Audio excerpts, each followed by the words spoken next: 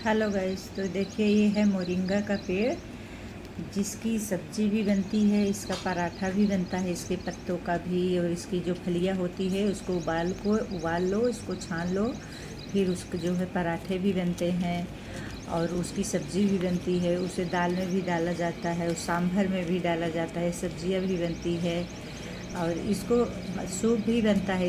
इसके जो है अनेक फ़ायदे हैं और मोरिंगा खाना चाहिए। जैसे बच्चे खाते नहीं हैं, कुछ बच्चे जैसे मेथी का पराठा खाते हैं, तो उनको आप इसको काट के मेथी का पराठा बना के मतलब दे सकते हैं। मेथी का पराठा बता के दे, जैसे ये सॉफ्ट वाली जो होती है ना, ये एकदम मुलायम वाली, ये वाली आप तोड़ लीजिए, एकदम बारीक बारीक काट लीजिए और इसके बाद जो है आप आटे में मिलाकर उनको पराठा बना के दे दीजिए, उनको पता भी नहीं चलेगा। और इसको जैसे कि हम लोग सब्ज़ी बनाते हैं तो ऐसे 100 पत्तियाँ थोड़ी सी सब्ज़ी में भी डाल सकते हैं। इसे ज़्यादा नहीं, 2-4 पत्तियाँ ऐसे 4-6 पत्ती इसे तोड़ दिए, एक स्टेम तोड़ दिए। इसके बाद इसको हम लोग जो है सब्ज़ी में भी डाल सकते हैं, इसको दाल में भी डाल सकते हैं। अच्छा, इसका कोई ऐसा स्वाद नहीं होता है कि जो कि हम लोग को दिक्कत पैदा करे। मतलब हम लोग को कोई दिक्कत नहीं होती है। मतलब ये नहीं है कि इसका स्वाद खट्टा मीठा, जैसे फिर भी धनिया का है, कड़ी पत्ता का है, उसकी अलग खुशबू आती है, इसकी बहुत कुछ स्मेल भी नहीं आती है। और इसके फ़ायदे तो इसके कुछ पूछिए ही मत, इसके अनेक फ़ायदे हैं।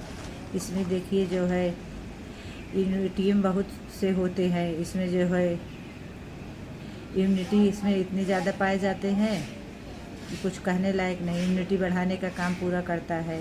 जिसको शुगर वगैरह रहता है, शुगर कंट्रोल करता है।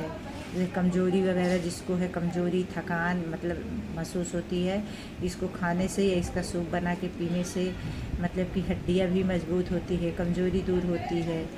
और क्या कहते हैं, इससे जो है हड्डियाँ मजबूत होती ही होती है। इसके बाद इससे पाचन जो है, पाचन में सुधार आता है। जैसे होता है ना कभी कभी गैस वगैरह जो भी होता है, हम लोग को खाने में दिक्कत होती है, तो पाचन में सुधार आता है। त्वचा और बालों के लिए भी ये काफ़ी जो है अच्छा होता है। त्वचा और बालों में भी ये पोषक तत्व देता है।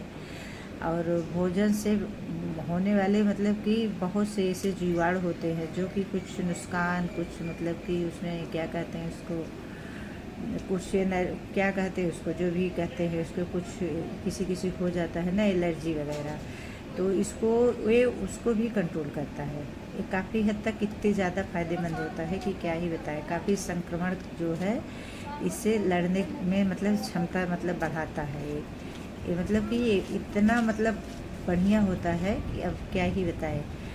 और आँखों के लिए भी, आँखों को मतलब स्वस्थ रखता है, आँखों के लिए भी काफ़ी मतलब अच्छा होता है। आँखों को भी मतलब कि जिसकी आँखें, हालांकि आजकल तो हर किसी की आँखें कमज़ोर ही है, बड़ा हो, बच्चा हो, बूढ़ा हो, जवान हो, छोटे छोटे बच्चे हैं, उनकी भी जो है। तो इसको क्या है कि अगर जैसे कि बच्चे नहीं खा रहे हैं तो इसको उबाल लो और उबाल के जो है इसे पत्ती उबाल लो और उबाल के जो है इसमें दाल बनाए हैं, दाल के पानी में डाल दो, सब्ज़ी के पानी में डाल दो, इससे आटा लगा लो। आटा लगा के रोटी, पूड़ी, पराठा जो भी बनाना है आप बना लीजिए। मतलब कि पता भी नहीं चलता है इससे और खाने में भी अच्छा हो जाता है। इसके सहजन की जो है डंडियाँ जो होती है, जो मेन सहजन होता है, उसका भी जो है आप सांभर में डालो, दाल में डालो, सब्जी बना के खाओ। इसको खाना चाहिए, खाना ज़रूर चाहिए, किसी भी रूप में इसको इस्तेमाल करो। या तो जो इसकी जो है ये जो पत्तियाँ है, इसकी जो है जब हम लोग डंडियाँ तोड़ के लाते हैं तो इसकी जो डंडियाँ होती है, सहजन की फलियाँ नहीं, फलियाँ की तो सब्जियाँ बनती ही है, इसकी जो डंडियाँ होती हैं, डंडियों को हम लोग जैसे दाल वगैरह में डाल देते हैं तो इसका जो है मतलब तत्व जो होता है उसमें उतर जाता है, तो उसको डंडियों को हम लोग निकाल लेते हैं और किसी को पता भी नहीं चलता है। और किसी को पता भी नहीं चलता है, इसका पोषक तत्व जो होता है वो दाल वगैरह में चला जाता है। फ्लिपकार्ट, इंजॉन, मिंत्रा, हर जगह आप कहीं भी सर्च कर लीजिए, बड़े बड़े उसमें सर्च कर लीजिए, देखिए इसके पत्ते का पाउडर आपको मिलेगा।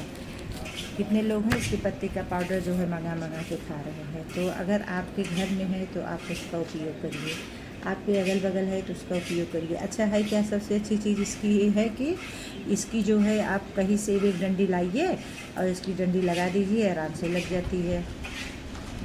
इसकी फलियाँ कहीं देखिए पेड़ में पकी है, या जैसे हम लोग ख़रीद के लाते हैं ना, कभी कभी टाइट आती है, उसको गमले में डाल दीजिए, हो जाए। जो ग्रो बैग नहीं आती है, ग्रो बैग जो पन्नी जैसे नहीं, बोरे जैसी बैग नहीं आती है, उसको आप ले लीजिए।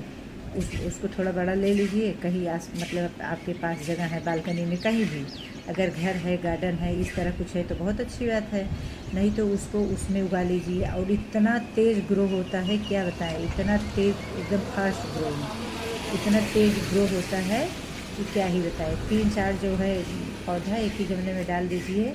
एक बार एक जो है 2 हफ्ते में 2 से 3 बार, एक हफ्ते में समझिए एक पौधे से एक दिन इसकी डंडियाँ तोड़िए, दूसरे हफ्ते से दूसरे दिन, तीसरे हफ्ते से तीसरे दिन, इस तरह से तब तक काफ़ी वो बड़ा हो जाता है। हल्का से इसको गुड़ाई निराई करते रहिए। बहुत ज़्यादा पानी भी नहीं देना होता है, बहुत ज़्यादा खाद भी। लो मेंटेनेंस पौधा है और इतना गजब का फ़ायदा करता है कि अब क्या ही बताएं आपको। मतलब काम इसका बहुत अच्छा होता है। अब इसमें इतने गुण पाए जाते हैं, इतने गुण पाए जाते हैं कि हम उसको बहुत गिना नहीं सकते हैं। हमने फ़िलहाल कई तो बताया आपको। अगर आपको अच्छा लगे, आपको समझ में आए, तो आप भी इसको इस्तेमाल करिएगा। और इसका इस्तेमाल नुकसान तो करना नहीं है फ़िलहाल। और अगर आपको सही लगे तो आप इस्तेमाल करिएगा जो है। और देखिए इसका मतलब, इसे हवा वगैरह, इसकी हरियाली, इसकी ताजगी, इसके आसपास बैठो, देखो भाई, तो इस तरह हवा बहता है। देखिए कितना सुंदर लग रहा है, देखिए कितना सुंदर हवा बह रहा है। हवा बहता है तो इसकी पत्तियाँ, अच्छा ये लगभग जो है ना, इसकी पत्तियाँ डार्क हो जाती है, लाइट रहती है। इसकी पत्तियाँ भी देखने में काफ़ी सुंदर लगती है। इसके तो भाई अनेकों फ़ायदे हैं। अगर थोड़ी सी आपकी रोशनी, अच्छा हम कह रहे हैं जैसे छोटा बच्चा है वो भी नहीं खाना चाहता है, तो जैसे इसको हम लोग उबाल लें थोड़ा से, इसके बाद 2-4, ज़्यादा नहीं, 2-4 चम्मच पानी में इसको हम लोग दे सकते हैं। तो इस तरह हम लोग इसको इस्तेमाल कर सकते हैं, बच्चे बड़े बूढ़े सब लोग। अगर वीडियो अच्छी लगी हो तो लाइक सब्सक्राइब शेयर करिए। मिलते हैं अगले वीडियो में। Bye guys.